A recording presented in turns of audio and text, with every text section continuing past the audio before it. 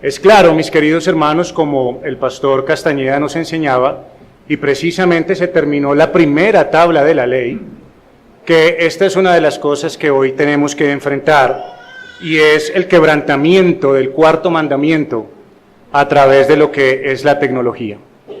Así que vivimos en un tiempo en donde la tecnología nos ha hecho plantear preguntas serias en cómo se vive la fe cristiana, y especialmente referente a lo que es la iglesia.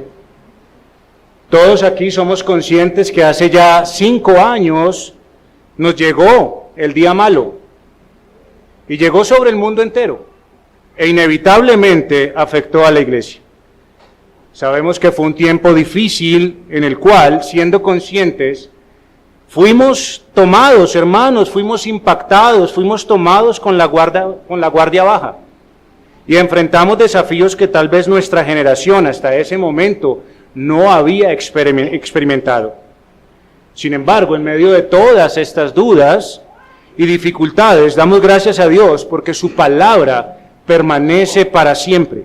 Esa palabra que siempre, hermanos, en todo tiempo, en toda época, ha sido y será útil para su iglesia, al guiarnos sabiamente mientras usted y yo transitemos en esta tierra. Pues esa fue la promesa de nuestro Señor Jesucristo cuando nos dijo: y las puertas del Hades no prevalecerán contra ella. Ahora bien, hermanos, al igual que una enfermedad que de no tratarse bien deja secuelas peligrosas, hoy nos enfrentamos a realidades que provienen de aquellos días y que encontraron su punto de apoyo en ello, hermanos. No es un secreto, una vez más, que vivimos en esa era tecnológica de la cual se ha venido hablando en este día, pero, a ver, no es que ella sea mala en sí misma, y no, realmente no es mala, porque la tecnología por definición, como ya lo hizo el pastor Jorge, como lo hizo el pastor también César, nos apunta al conjunto de conocimientos desarrollados que buscan ofrecer soluciones, que buscan mejorar, que buscan ayudar problemas. Así que la tecnología ha contribuido en muchas formas a la sociedad y a nosotros como raza humana, desde las empresas hasta los hogares, hermanos. Eso es una realidad. Aquí tal vez los que hayan usado de pronto un machete y llegó el tiempo de las guadañas, ¿con cuál se va a quedar? Las mujeres que yo recuerdo lavaban ropa así. ¿Quieren lavar a mano o quieren lavar con una lavadora? Así que, hermanos, es una realidad que la tecnología en sí misma no es mala. Ha ayudado y ha contribuido al desarrollo de muchas soluciones, y aún médicas, que gracias a Dios tal vez muchos de los que estén aquí de pronto no estuvieran si no hubiese sido por esos desarrollos tecnológicos que tenemos. Ahora, la cuestión aquí no es huir de una realidad que enfrentamos, que sigue avanzando y que además usted y yo utilizamos y nos beneficiamos. La idea de esto, hermanos, y uno de los puntos que tenemos al traer estas enseñanzas, es evitar caer en hipocresías, satanizando algo que de manera particular, por lo menos en mi vida, me ayuda a mi sustento para mi hogar, que es la tecnología. Yo trabajo desde el área virtual, y que para muchos el día de hoy también ha sido útil, y no solamente útil para trabajar, sino que también a través de esto, tal vez muchos de los que están aquí particularmente, me ayudó a poder encontrar estos caminos sanos, gracias al Señor. Mis hermanos, la intención con esta pequeña intervención es que el Señor nos ayude a distinguir y usar sabiamente las herramientas que en su providencia Él permite en este tiempo, para que podamos discernir cómo glorificarle a través de ellas sin desviarnos del propósito que Él ha establecido.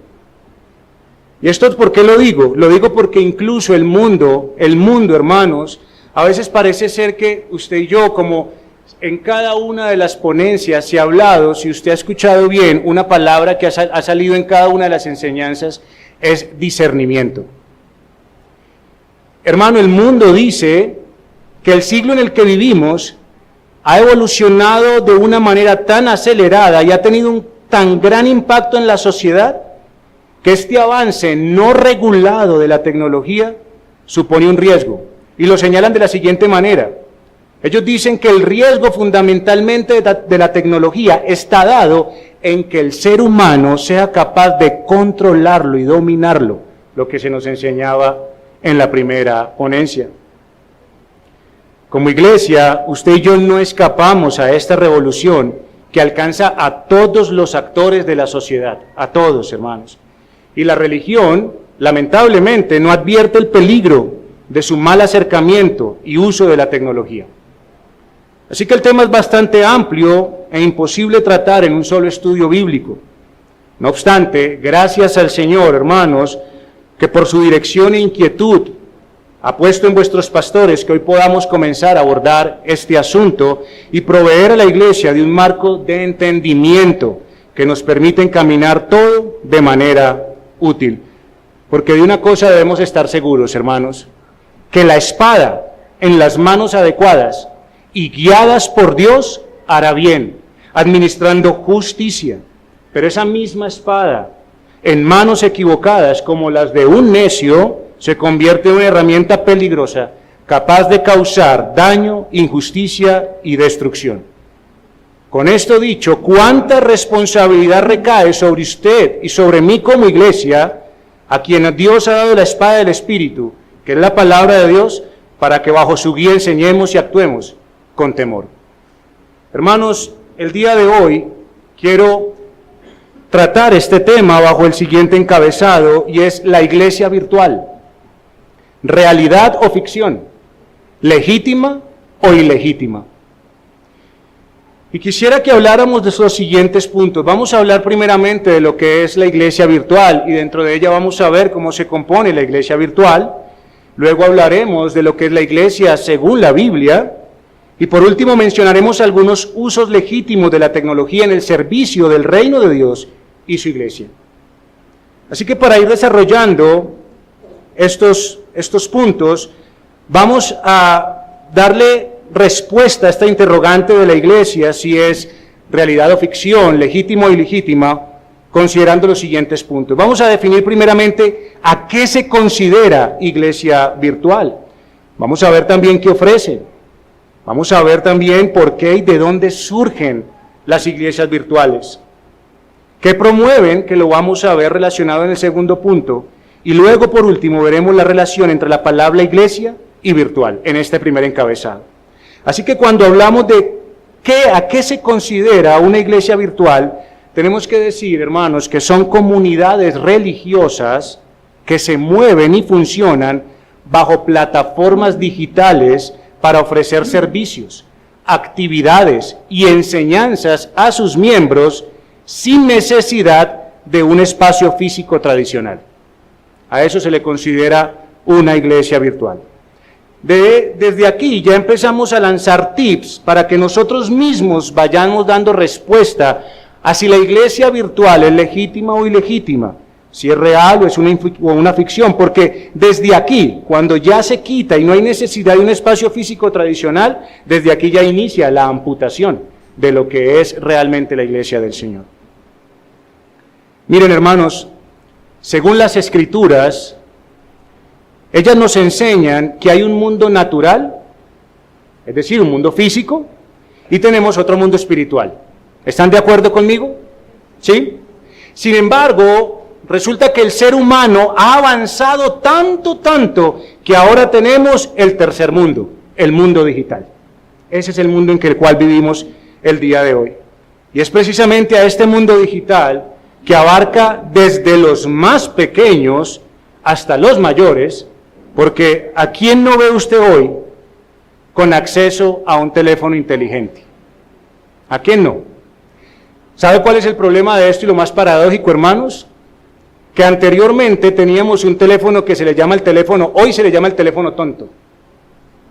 Pero cuando teníamos el teléfono tonto la gente pensaba. Ahora tenemos el teléfono inteligente y la gente ya no piensa. Ya no discierne, mis queridos hermanos.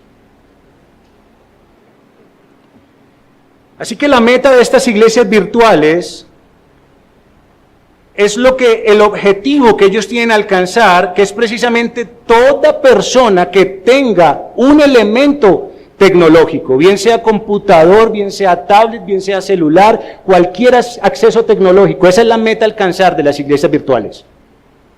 Y como prácticamente, como se hablaba aquí, como el pastor lo decía, 4.000 millones, 3.000 millones de personas usando este tipo de dispositivos, ¿no es una meta grande a alcanzar? Así que aquí las iglesias virtuales, en este tipo de personas, en esta meta que tienen para alcanzar, desde el más pequeño hasta el más adulto, es donde ellos ven que hay nuevas posibilidades para el evangelismo y la misión. Y quisiera citarles a ustedes un texto de la presentación de una de estas iglesias virtuales que dice ser lo siguiente. Dice así: básicamente, la iglesia online es una comunidad cristiana que se congrega y promueve el crecimiento espiritual de sus miembros en un templo digital. Ven hermanos, entonces ya tenemos un mundo digital donde todo el cuerpo de Cristo se edifica a sí mismo por la interacción de sus miembros, llevando a cabo todas las actividades que se pueden realizar en un templo físico y aún más allá. Por ejemplo, la posibilidad de congregar en este momento, dicen ellos, personas de unas 13 naciones. Por lo tanto, su llamado es: sé parte de lo nuevo de Dios para esta generación. Lo nuevo de Dios para esta generación.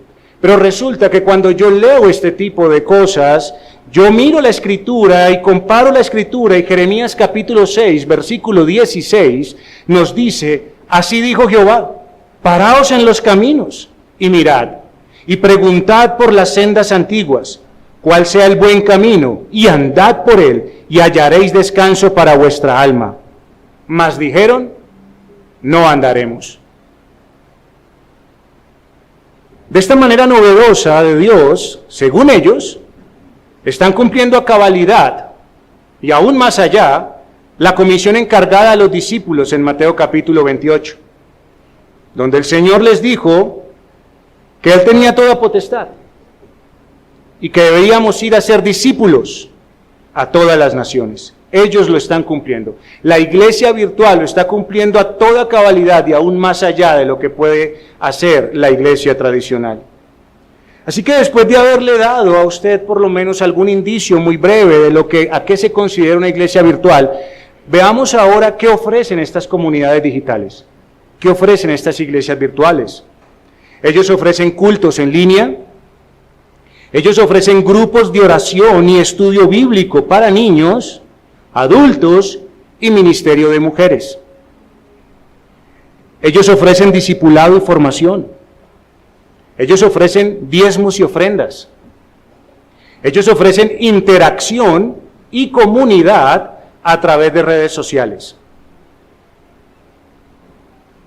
Hermanos, si usted se ha dado cuenta, todo lo que ellos ofrecen están reemplazando algo. Pero la pregunta es, listo, acá tenemos este tipo de cosas, pero ¿dónde quedan las ordenanzas puestas por el Señor Jesucristo y dadas a la iglesia? ¿Dónde queda el bautismo? ¿Dónde queda por lo menos la cena del Señor? ¿Cómo nos acercamos a la mesa del Señor? Así que las iglesias virtuales buscan proporcionar un espacio para el culto, la enseñanza bíblica y la comunión, aprovechando las herramientas digitales para llegar hasta lo último de la tierra, alcanzando y conectando personas que por diferentes motivos no pueden participar de iglesias físicas. Ahora, ¿por qué y de dónde surgen las iglesias virtuales? Las iglesias virtuales o la aparición de estas iglesias virtuales se aceleró y, como les dije al principio, hermanos, tomó su punto de partida con la llegada del conocido COVID-19, hermanos. Fue de allí. Allí fue que empezó esto, y es desde este momento donde las iglesias, en busca de sortear esos tiempos difíciles, buscaron alternativas para continuar con sus actividades. Y en lugar de basarse bajo el consejo sabio de la palabra del Señor, muchos, guiados por la hojarasca de la prudencia humana, la sabiduría de los hombres, las conveniencias y el pragmatismo, optaron por mudarse de las reuniones presenciales y de los lugares físicos que los albergaban a las redes sociales y las plataformas digitales. Así que ellos se plantearon, cuando llegó este tiempo, ellos se plantearon si esta transición de los lugares físicos a los digitales se podría hacer para que la iglesia siguiera cumpliendo su función en esta tierra, sus propósitos y sus metas. Así que cuando se les presentó este desafío, o se presentaron estos desafíos, ellos inquirieron lo siguiente e hicieron la siguiente pregunta: ¿es real la iglesia virtual? ¿Es real la iglesia virtual? Esto llevó a que las circunstancias hiciera que se repensara y se planteara el concepto de iglesia. Ahora, ellos lo están replanteando, ellos lo están repensando, no obstante, todavía continúa la inquietud de que la iglesia debe reunirse. O sea, esto llegó y ellos sabían que la iglesia debía reunirse. Así que, ¿qué hicieron? Se recurrió a textos de la Biblia y se despejó la incógnita. Ellos tomaron el libro de los Hechos, no estoy diciendo que sea general, pero esto es prácticamente lo que se usa, y tomaron el libro de los Hechos, y el libro de los Hechos muestra un patrón que era y que sigue siendo que ellos se reunían tanto en el templo como en las casas. Eso es lo que nos muestra el libro de los Hechos. Pero en ese replanteo que ellos estaban haciendo, también se resultó la siguiente pregunta: ¿qué pasó cuando la iglesia primitiva sufrió el incremento de la persecución? El patrón es, se reunían en el templo y en las casas. ¿Qué pasó cuando la iglesia primitiva tuvo gran persecución, se incrementó la persecución? Dejaron el templo y se quedaron en las casas. En consecuencia, hermanos, después de haber visto este patrón en las Escrituras y haciendo un análisis juicioso, concluyeron lo siguiente: la iglesia pasa por una especie de persecución moderna. El virus nos acecha y no nos permite congregarnos de manera tradicional. ¿Qué hacer? Pues congregarnos virtualmente, ya que están los medios.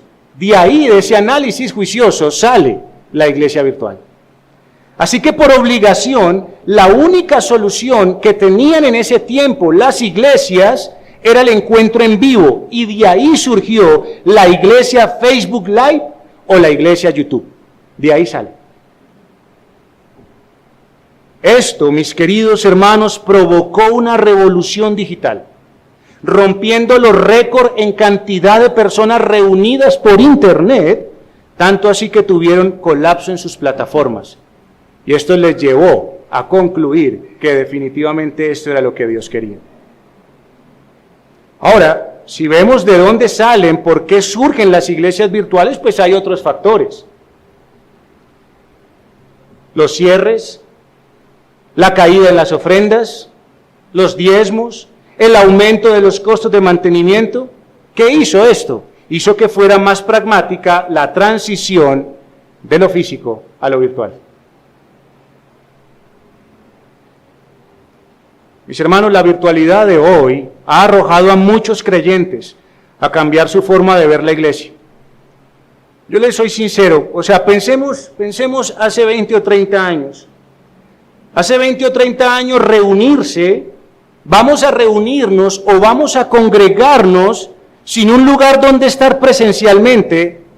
¿Usted qué hubiese pensado de una persona que le hubiese dicho a usted, vamos a reunirnos o a congregarnos sin tener un lugar de reunión? ¿Usted qué pensaría de esa persona? Hoy es cuerdo y usted y yo locos. Hermano, era algo impensable hace 30 años querer reunirse o congregarse sin un lugar en donde estar. Sin embargo, ahora en el mundo digital es posible. En el tercer mundo que les hablé ahorita, en ese mundo es posible reunirse sin tener un lugar físico. Y la iglesia cristiana de hoy ha evolucionado y se ha adaptado a las tendencias del mundo, olvidando, así dijo Jehová, no aprendáis el camino de las naciones. Conviértanse ellos a ti y tú no te conviertas a ellos. Esas son las palabras del Señor, hermanos. Así que yo puedo decir algo, tal vez la idea de la iglesia virtual nace de la buena intención, pero también del pragmatismo. Pero también nace del concepto erróneo que se tiene del término iglesia. Y en este contexto la Biblia fue sometida a la razón humana en lugar de que la razón se sometiera a la sabiduría de lo alto. Y allí se llegó a las siguientes conclusiones, hermanos, que aunque las personas estuviesen confinadas en su casa, no dejaron de ser iglesia, el cuerpo de Cristo. Así que resultó un concepto de que ahora había una iglesia en cada casa. En cada casa había una iglesia. Y argumentaron que la unidad es espiritual, es real, y quien la sustenta es el Espíritu Santo, que es Dios mismo. Hermanos, los promotores de la iglesia virtual reflexionan y dicen que Jesús, como cabeza de la iglesia, declara en la Biblia, en Mateo capítulo 18, versículo 20, porque donde están 2 o 3 congregados en mi nombre, allí estoy yo en medio de ellos. Miren, hermanos, estos pasajes son abordados de la siguiente manera, para poder darle razón a las iglesias virtuales. Y es de la siguiente manera. Este versículo que acabamos de leer plantea una pregunta válida. ¿Ese congregados se limita a estar físicamente todos en un solo lugar a la misma vez? ¿O podemos estar todos congregados a la misma vez estando en diferentes lugares? Mire cómo se empieza a abordar el texto de la Escritura para darle sentido a la iglesia virtual. Así que el pasaje es desglosado de la siguiente manera, porque donde están, es la primera parte, porque donde están, e inmediatamente ese donde dice, ¿está hablando específicamente de un punto de encuentro físico o geográfico? Ya inmediatamente empiezan a cuestionar las Escrituras en este punto. Para poder responder a ese para poder responder se debe pasar a la siguiente declaración del texto, que indica el requisito, donde estén 2 o 3. O sea que aquí se expresa que lo importante es que se cumpla la condición de más de uno. De más de uno. Tiene que cumplirse esa condición. Que tengan 2 o 3. Es decir, hermanos, 2 o 3 reunidos testifican que hubo un encuentro. Hubo un encuentro. Por lo tanto, el congregados no necesariamente se limita al aspecto físico. Porque cuando esos 2 o 3 están congregados en mi nombre, que es el nombre de Jesús, la cabeza de la iglesia, Él es el que valida la reunión que ellos tienen, sea donde sea que estén. Así que eso que están viendo ellos allí, ese allí donde están 2 o 3 congregados en mi nombre, allí estoy yo con ellos, no se restringe simplemente a un lugar físico ni geográfico. Entonces, si no se refiere a un lugar físico ni geográfico, entonces el punto de encuentro también puede ser el sitio en internet, tuiglesia.com, y ya, y listo, y tenemos un lugar de reunión, hermanos. O tenemos Facebook Live. Esto abre espacios de encuentro, y de esa manera, si hay más de 2, o hay 3, ahí ya hay un encuentro. Hermanos, es de esta manera que ellos argumentan que puede haber una iglesia virtual. Así que, hermanos, ellos dicen que lo que hace el lugar o el formato de encuentro no es lo esencial, sino que cumpla con los principios fundamentales, que hayan 2 o 3 reunidos en su nombre y que Cristo sea el centro de devoción y adoración. Y entonces se puede esperar que ocurran cosas maravillosas. Hermanos, yo quiero preguntarles con todo esto que hemos hablado hasta este momento, ¿es la iglesia virtual real o ficción? ¿Es legítima o ilegítima? Hasta ahora con lo que tenemos. Ya tenemos algunos elementos de juicio para poder decir. Sin embargo, quiero terminar este primer punto asociando estas dos palabras, iglesia virtual, y observemos cómo se combinaría su significado. Vamos a ver esto, para poder terminar y concluir si realmente la iglesia virtual es real o ficción, legítima o ilegítima. Hablemos del término iglesia, que es el término eclesía que todos ustedes aquí conocen. Y ese término, en su uso común, significa una asamblea o una convocatoria, lo que implica una reunión de personas que se agrupan o juntan con un propósito común. En la Biblia, este término iglesia se refiere al grupo de creyentes de asamblea en Cristo que son convocados o reunidos con un objetivo específico. ¿Cuál es ese objetivo? Adorar a Dios de forma organizada. Así que ya tenemos el término iglesia. Ahora pasemos al término virtual, y usted va a hacer la asociación de estos dos términos para poder concluir y darle respuesta a la pregunta de si la iglesia es virtual, si es legítima o es ilegítima. Virtual, ¿qué quiere decir este término? El término virtual se refiere a algo que parece real, pero no lo es físicamente. Así que si nosotros nos damos cuenta de esta definición de lo que es virtual, la virtualidad, hermanos, es la simulación. Es una simulación que aparenta ser algo en el entorno real digital sin lograr la realidad. El ejercicio suyo es unir las dos palabras. ¿O es la del televisor? Unamos el significado de los términos que acabamos de decir. Iglesia virtual. Quisiera decir que la iglesia virtual es un grupo de personas que son convocadas, es decir, son llamadas o son citadas a un entorno digital que a través del internet y del uso de dispositivos, bien sean computadores, bien sean celulares, bien sean tablets, simulan o aparentan el acto de adorar a Dios. Hermanos, si notamos el punto, ellos pueden ser convocados. ¿Es así o no es así? Mas nunca pueden ser reunidos en el sentido real de la palabra reunión, que indica la acción de unir algo que estaba separado. Usted y yo nos reunimos cada domingo porque estábamos separados entre semana, hermanos queridos.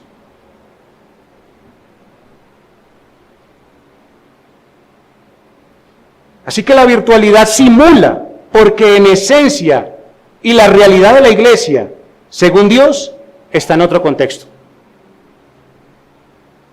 Entonces, ¿puede la iglesia simular ser iglesia? ¿Puede la iglesia simular su adoración a Dios? Hermanos, esto solamente muestra una cosa, que en el marco del cristianismo actual, lo que hay y lo que existe es una rebelión contra la iglesia organizada. Eso es lo que tenemos.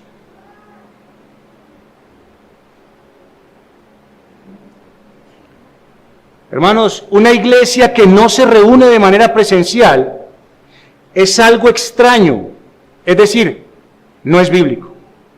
No es bíblico, hermanos.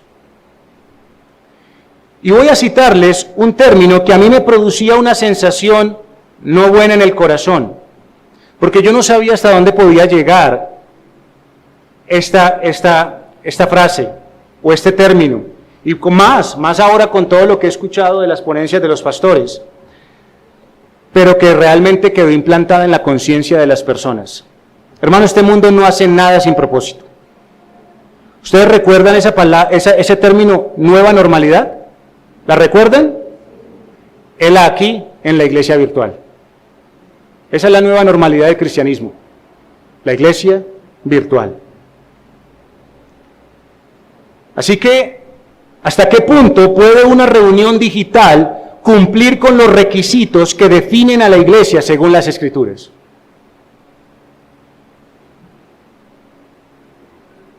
Hermanos, para poder responder a esto, debemos seguir avanzando en nuestro tema. Y aunque la tecnología es una herramienta útil, es necesario que observemos que la idea de iglesia virtual es contrario al diseño de Dios para su iglesia. Y con esto quisiera pasar a nuestro segundo encabezado, que es hablar de la iglesia según la Biblia, hermanos. Hay muchas formas de demostrarlo, pero ustedes saben que por motivos de tiempo vamos a hablar simplemente un poco de lo que es la naturaleza de la iglesia. Y es de lo que hace que sea la iglesia lo que es, hermanos. En la confesión de fe, en el capítulo 26, en el párrafo 5 que habla de la iglesia, nos dice lo siguiente, y leo para ustedes, hermanos: en el ejercicio de este poder que le ha sido confiado, está hablando de la cabeza de la iglesia que es Cristo, el Señor Jesús, a través del ministerio de su palabra y por su Espíritu, llama a sí mismo del mundo a aquellos que le han sido dados por su Padre, para que anden delante de Él en todos los caminos de la obediencia que Él les prescribe en su palabra. A los así llamados les ordena andar juntos en congregaciones concretas o iglesias para su edificación mutua y la debida observancia del culto público que Él requiere de ellos en el mundo. Hermanos, Cristo como cabeza de la iglesia y quien tiene toda potestad dada por el Padre para el llamamiento, el orden y gobierno de la iglesia, nos da en este párrafo de la confesión de fe dos indicaciones, no vamos a tomar más, dos indicaciones que hacen de la iglesia lo que es. Y por eso es que la iglesia virtual no puede ser real y no puede ser legítima. ¿Por qué razón? Porque lo que vemos en este párrafo de la confesión de fe es que tenemos dos indicaciones. Y lo primero que tiene la iglesia y que hace la iglesia lo que es la comunión y las relaciones. La comunión y las relaciones.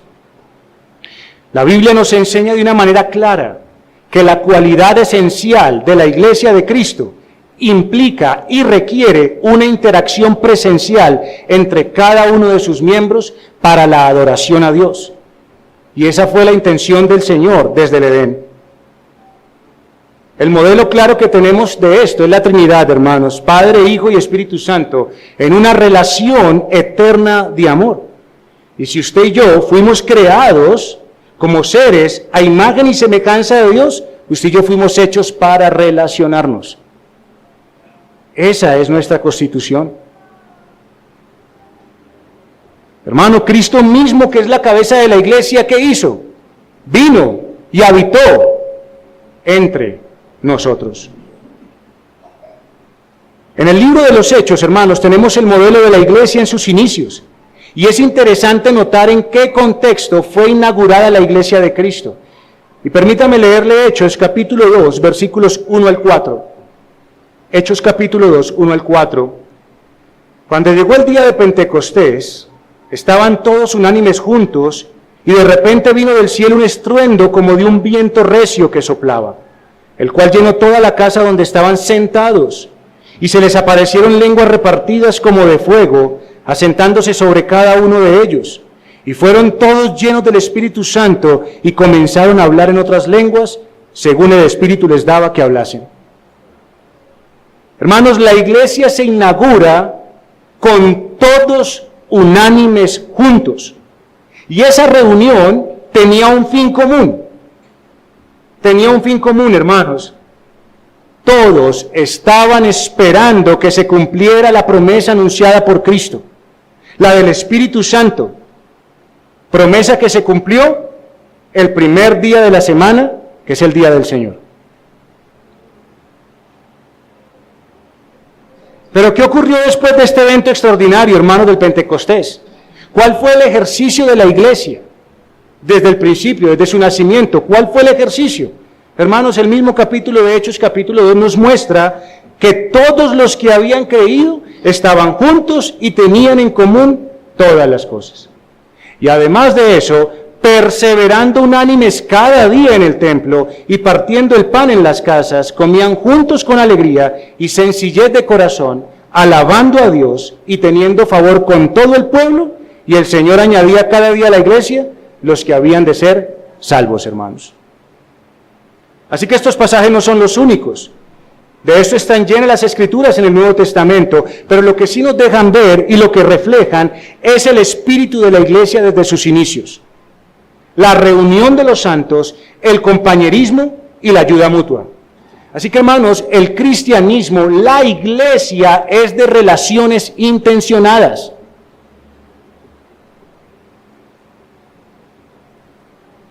El Nuevo Testamento define a la iglesia como la iglesia de Cristo.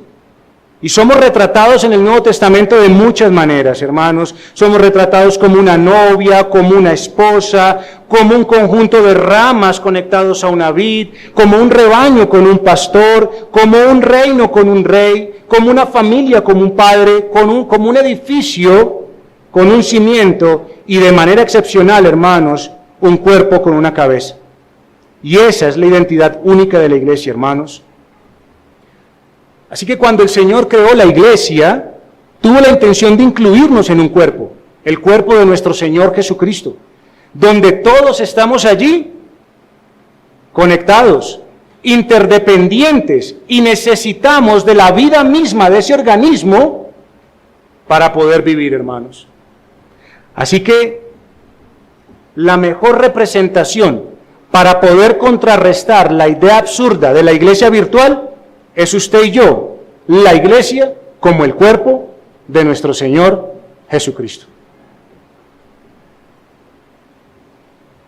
Hermano, la iglesia es un cuerpo donde su cabeza que mueve todo es Cristo. Es Cristo. ¿Y qué es lo que Cristo quiere de nosotros? Como dice Efesios 4, capítulo 15 al 16, que siguiendo la verdad en amor, crezcamos en todo en aquel que es la cabeza, esto es Cristo, de quien todo el cuerpo, bien concertado y unido entre sí por las coyunturas, se ayudan mutuamente según la actividad propia de cada miembro. Y así recibe su crecimiento para ir edificándose en amor, hermanos. Mire, piensa en un cuerpo, hermanos, y piensa en su cuerpo y piensa en el mío. Bueno, en el mío no en el suyo. Uno de los miembros que tal vez menos nos gustan es el dedo gordo del pie. ¿Es así o no es así? Sin embargo, hermanos, a pesar de que Dios no le dio belleza, porque por eso es que a usted no le gusta, lo revistió de gran importancia. La razón por la cual usted hoy puede caminar sin caerse, la razón por la cual usted puede caminar grandes distancias sin sufrir dolor en todo su cuerpo, se debe a ese miembro que usted tanto esconde. Hermanos, somos un cuerpo, somos un cuerpo. Somos un cuerpo viviente, hermanos, espiritualmente conectados juntos, adorando a Dios y ministrándonos de manera mutua el uno al otro. Dígame aquí, levánteme la mano, la primera persona que haya visto una familia que se componga de una sola persona. Levante la mano aquí y la persona que me pueda decir que conoce un reino que solo se reconoce por tener rey. O que puede reconocer a un cuerpo porque solamente tiene un miembro. Si cosas que conocemos y que son tan naturales para nosotros, no las podemos considerar como lo que son, ¿lo podremos hacer con la iglesia?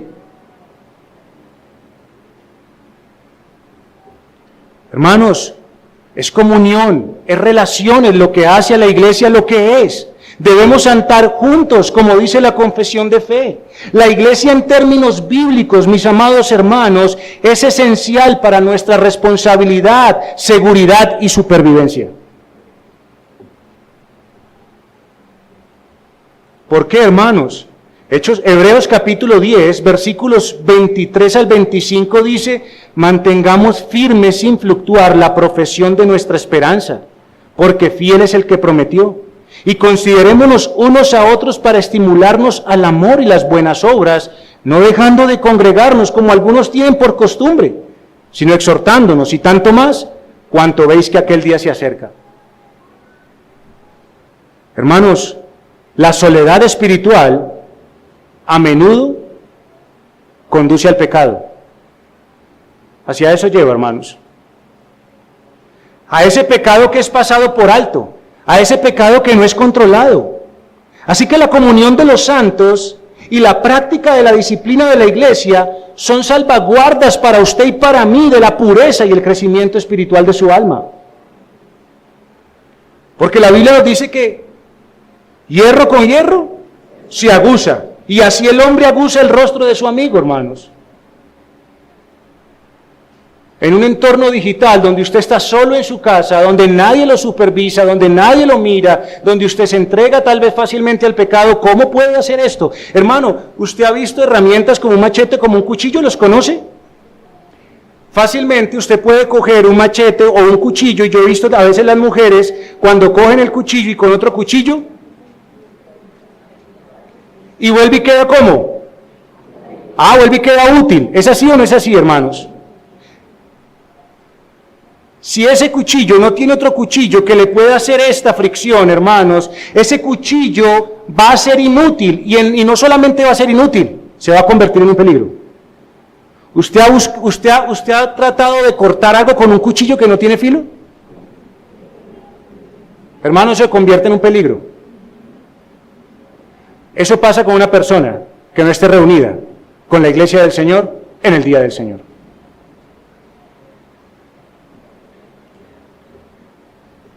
Hermano, ¿cómo puede una persona manifestar las vestiduras con las que Dios lo vistió para cumplir los deberes con sus hermanos? Aquellos que nos llaman en Colosenses capítulo 3, versículo 12 al 17. ¿Cómo podrá cumplir una persona en la iglesia virtual el deber de sobrellevar las cargas los unos de los otros? ¿Cómo vamos a poder ayudar a los pobres? ¿Cómo nos asociamos con los humildes? ¿Cómo rendirnos cuentas entre sí, hermanos? La relación y la comunión que hace la iglesia ser lo que es, nos guarda, hermanos. Es seguridad para nosotros.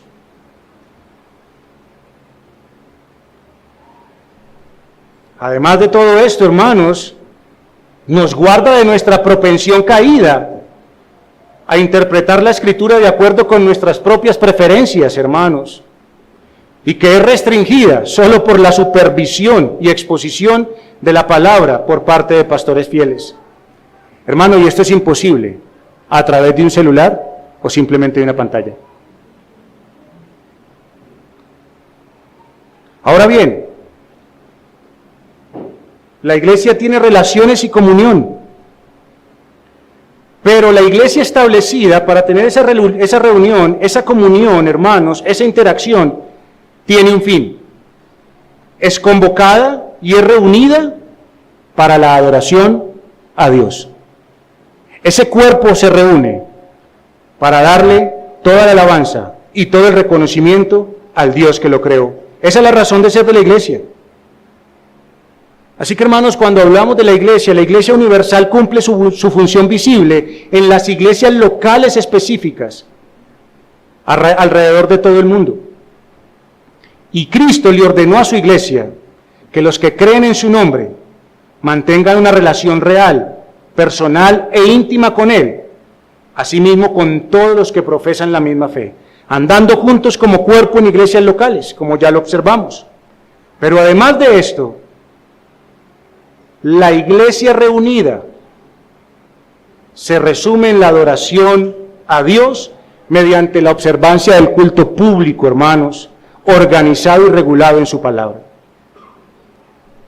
Y esto es clave para poder seguir deslegitimando, hermanos, lo que se pretende con este nuevo lenguaje ilógico de iglesia virtual, porque realmente no tiene cabida esa palabra. Hermanos, miren, Dios en su soberana voluntad, como el pastor Castañeda nos hablaba ahorita y como terminó, apartó un día de la semana. Y este día de la semana, para el momento en que nos encontramos del nuevo pacto, que es el primer día de la semana, el domingo, tiene una característica especial, hermanos, y es que Dios bendijo el día séptimo y lo santificó. Y si yo debemos ser conscientes de eso, hermano, que el día séptimo tiene una bendición de parte del Señor. Y Dios quiere que nosotros lo adoremos. El Señor quiere que nosotros lo apartemos y lo adoremos, para que descansemos de las labores agotadoras. Hermano, yo trabajo de manera virtual, como se los dije. Y yo trabajo toda una semana virtualmente. Y yo quiero que llegue el día del Señor para poderme apartar de todas esas cosas y descansar junto con mis hermanos adorando al Señor. Eso es lo que anhela el corazón. Así que, hermanos, las reuniones públicas de oración son la meta semanal de cada cristiano, donde por fin llega el día en el que puede tener comunión y comunicación y relación con sus hermanos y además con Dios. Es el día en que como iglesia somos llamados y reunidos a un solo propósito: ofrecer sacrificios espirituales aceptables a Dios por medio de nuestro Señor Jesucristo. Hermano, el día del Señor es el día en que presentamos nuestros cuerpos, como un todo completo, desde aquí hasta aquí. Porque, hermano, quiero decirle una cosa también. Tal vez usted pueda estar muy contento de decir, bueno, yo no participo de la iglesia virtual, pero participa del culto en el día del Señor, aunque usted esté aquí presente. Y esa es una pregunta que usted y yo debemos hacernos, hermanos.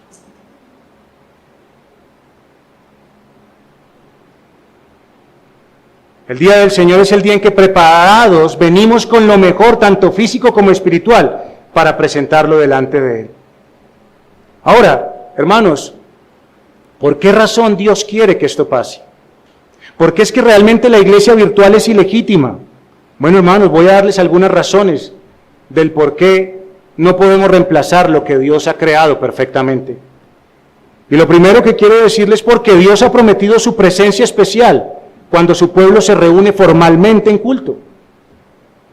Salmos capítulo 133, un salmo conocido por todos, hermanos, donde dice: mirad cuán bueno y cuán delicioso es habitar los hermanos juntos en armonía. Es como el buen óleo sobre la cabeza, el cual desciende sobre la barba de Aarón, y baja hasta el borde de sus vestiduras, como el rocío de Hermón que desciende sobre los montes de Sión. Porque allí envía Jehová bendición y vida eterna. Hermanos, la iglesia tiene un papel único y central. Dios quiere hacerle bien a su pueblo. Dios quiere estar en medio de ellos. Y no va a enviar su bendición especial donde personas de manera aislada y en un mundo que ellos mismos crearon simulan reunirse. No lo va a enviar ahí, hermanos. No lo va a enviar ahí. Dios envía su bendición y vida eterna cuando su pueblo de manera corporal y presencial, a una sola voz, en un solo corazón le glorifican. Pero es que Dios está presente en todas partes. Sí, hermanos, sí. Pero su presencia especial está prometida y será cumplida solo en su iglesia, en ningún otro lugar, hermanos. Es en su casa donde usted puede comer de las grosuras del Señor. Pero además de eso, una segunda razón por la cual usted y yo debemos considerar como algo ilegítimo la iglesia y ver que la iglesia virtual nunca podrá obtener lo que tiene la iglesia del Señor reunida, es porque cuando usted y yo nos reunimos en adoración pública, evidenciamos precisamente eso, que somos un cuerpo que se une a su cabeza, una familia que viene a su padre y un rebaño que sigue a su pastor.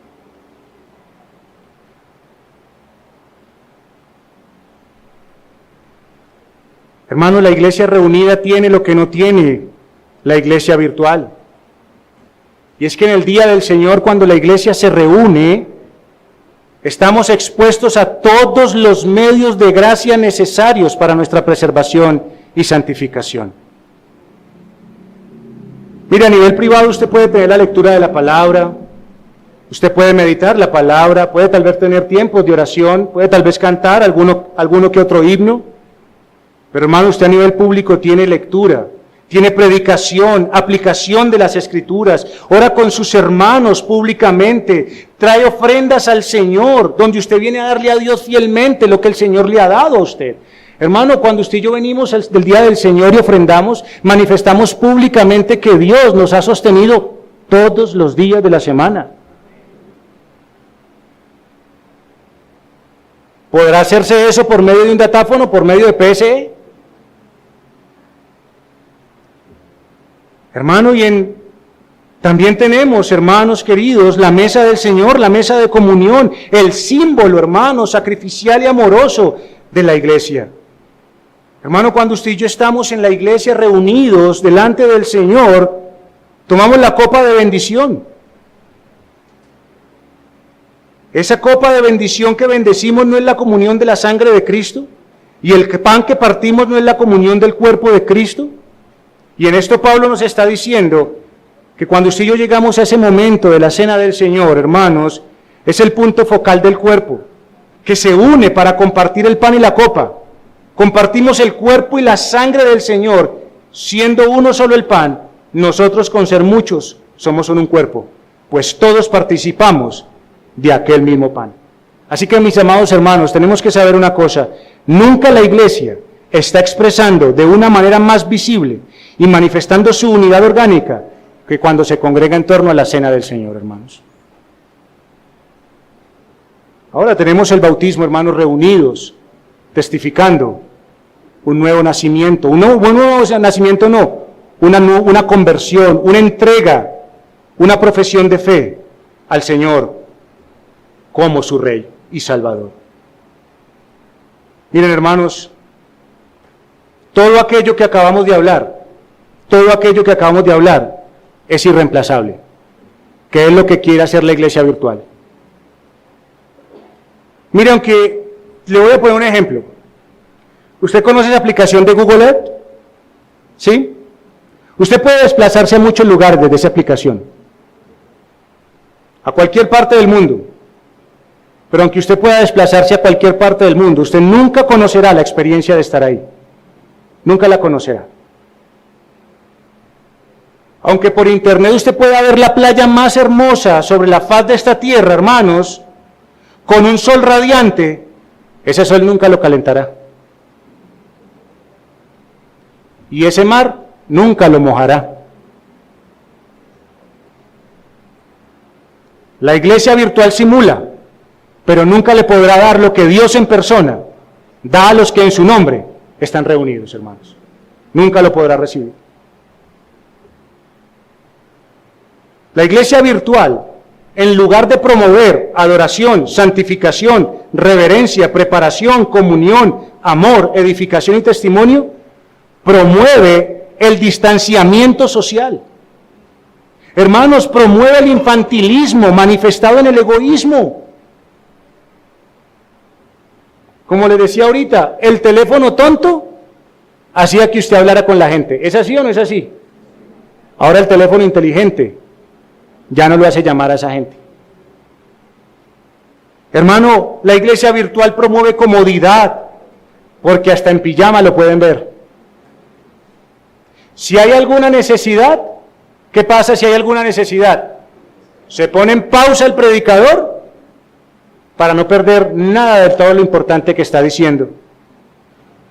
Hermanos, promueve la irreverencia de estar en una cama. No hay preparación porque puedo abrir los ojos faltando 5 minutos para la transmisión. Hermano, el cristianismo no es una experiencia privada. La iglesia no es una experiencia privada. Ahora, hermanos, no vamos a excluir por completo la tecnología, porque puede ser una forma misericordiosa de extender un contacto, pero no la vamos a usar como un reemplazo a aquello que no se puede reemplazar, porque la iglesia virtual no existe, hermanos, no existe. Hermanos, no soy el único que me voy a pasar, regálenme 5 minuticos más, por favor. Y mencionemos ya por último algunos usos legítimos de la tecnología en servicio del reino de Dios y de su iglesia. Tenemos que ser conscientes de algo, mis amados hermanos, y es lo siguiente. No somos partícipes, no compartimos el término iglesia virtual, no lo compartimos, pero sí tenemos que ser conscientes de algo, mis queridos hermanos, y es que usted y yo, en la era en la que nos encontramos, y por los medios que hoy fueron anunciados, usted y yo sí entramos dentro de lo que es un tipo de iglesia digital. Sí entramos dentro de eso. ¿Por qué razón, hermanos queridos? Porque es que esta era tecnológica hace uso de esos dispositivos, hermanos, que nos ingresan a ese mundo digital. Tenemos tal vez un grupo de WhatsApp, tenemos tal vez un grupo en Telegram, ponemos enseñanzas en YouTube. Eso lo hacemos, hermano. Así que eso inmediatamente nos incluye dentro del uso de lo digital. El hecho de que seamos o tengamos o hagamos uso de lo digital no quiere decir que seamos una iglesia virtual, mis queridos hermanos. Y tenemos que tener asuntos eclesiológicos claros para precisamente hacer esto. Entonces, mis queridos hermanos, nosotros somos conscientes que la mies es mucha y son pocos los obreros. Y para usar bien la tecnología y no caer en la iglesia virtual, debemos tener claros que el uso de esta herramienta nunca será un sustituto de la responsabilidad del individuo de buscar unirse a una iglesia local, de participar corporal y espiritualmente del mandato de Dios y la adoración pública a Dios. Una persona que se conecta a través de los medios digitales, hermanos, nunca podrá recibir los beneficios que solo obtienen aquellos que están donde Dios ha determinado ir y especialmente bendecir. Tenemos que ser conscientes de eso, mis queridos hermanos. ¿Una persona se puede conectar? Sí. ¿Podrá recibir los beneficios que tiene la iglesia reunida? No. No los podrá tener. ¿Los tendrá de manera privada? De manera privada sí. De manera privada sí. Eso es todo lo que tenga que ver, hermano. Cuando usted no esté reunido como iglesia en el día del Señor, todo eso se considera adoración privada. Y usted podrá tener algún beneficio, pero ¿tendrá la bendición que Dios especialmente prometió para ese día? No, hermanos, no.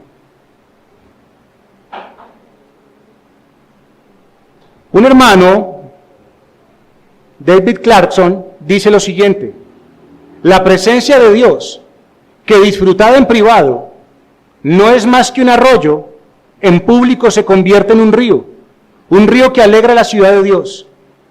El Señor tiene un plato para cada alma particular que le sirve verdaderamente, pero cuando muchos particulares se reúnen, hay una variedad y una confluencia y una multitud de platos deliciosos. Así que, hermanos, entendemos que hoy escasea la palabra de Dios y damos gracias al Señor de que hoy podamos compartir y que hoy podamos difundir la palabra de Dios. Seríamos irresponsables si usted y yo recomendamos iglesias malas que existen el día de hoy a personas que tienen necesidad. Sería irresponsable. Así que si somos una iglesia sana por la gracia de Dios, no vayamos en detrimento de almas que realmente quieren y necesitan ser guiados y enseñados. Uno de nuestros llamados en el día del Señor es el de hacer misericordia. Y existen diferentes providencias por las cuales una persona, un grupo familiar o un grupo de personas no tenga otro remedio que usar la tecnología. Y como iglesia estamos llamados, pero debemos ser responsables en determinar cuáles serán las causales que nos muevan en buena conciencia a hacer un bien. Y reflexionar que esto no se haga por motivos de promoción, de nombres o de una denominación, de no ir en detrimento de otras iglesias, como lo hablaba el pastor César, y muchos otros factores que deben ser considerados. Pero, hermanos, hay personas que tienen enfermedades graves. ¿Qué vamos a hacer? Hermano, hay personas que tal vez puedan estar viniendo el día del Señor hacia la iglesia y tengan una pérdida grave, tengan tal vez un accidente providencial. ¿Qué vamos a hacer con estas personas? Personas que providencialmente no tienen un lugar sano donde congregarse, y que es mejor, prudentemente, que se congreguen, o que por lo menos que se reúnan o se unan a nosotros a través de una predicación, que podamos compartir un enlace. Hermanos, debemos extender de manera responsable nuestra mano, compartiendo un enlace. compartiendo la transmisión de algo muy sagrado. Pero hermanos, lo que tenemos que ser conscientes y lo que tienen que ser conscientes aquellas personas que de pronto se pueden conectar, es que nunca vamos a poder compartir, nunca podremos transmitir un culto de adoración. Porque eso es el privilegio de aquel que por la gracia de Dios se ha preparado para ofrecerse al Señor en ese día, hermanos. Somos conscientes que tenemos un llamado de predicar el Evangelio, tanto de manera individual como colectiva. Así que la tecnología es un medio para difundir el mensaje de Dios. Eso es claro. Para que la salvación llegue a otros, puedan conocer la verdad. Y tal vez otros que no habían conocido sean movidos a darse primeramente al Señor y luego busquen tal vez una congregación local, hermanos. En eso no caemos en ser iglesia virtual, porque nuestro llamado es difundir el mensaje del Evangelio. Hoy estamos reunidos, hermanos. ¿Es así o no es así? ¿Hay personas conectadas con nosotros el día de hoy? Sí, hermanos queridos, estamos en un tiempo de estudio bíblico especial, donde queremos edificar al cuerpo de Cristo que está en todo lugar. Y hay varias providencias, hermano, hay motivos económicos por los cuales hay personas que no están aquí. Hermanos, hay situaciones de trabajo por las cuales muchos hermanos tal vez no pueden estar, pero de que seguro quisieran estar aquí. Bueno, hermanos, gracias damos al Señor de que la palabra de Dios no está presa y podamos usar estos medios tecnológicos para ser edificados sin caer en la iglesia virtual. Así que quiero terminar esto, hermanos, con algo que el pastor Jorge dijo, y cito una frase del pastor Jorge: la tecnología puede ser una buena herramienta, pero nunca será un buen sustituto, hermanos. Tenemos que ser conscientes de eso. Así que, con convicción, hermanos, afirmemos que la iglesia virtual no es iglesia, de acuerdo a las Escrituras. Porque Dios ha diseñado su iglesia para ser una comunidad reunida, unida, comprometida y visible. Nuestro llamado es a usar con sabiduría los recursos tecnológicos, pero nunca olvidemos que el lugar donde Dios promete su bendición especial es donde su pueblo se reúne en su nombre, hermanos. Oremos al Señor.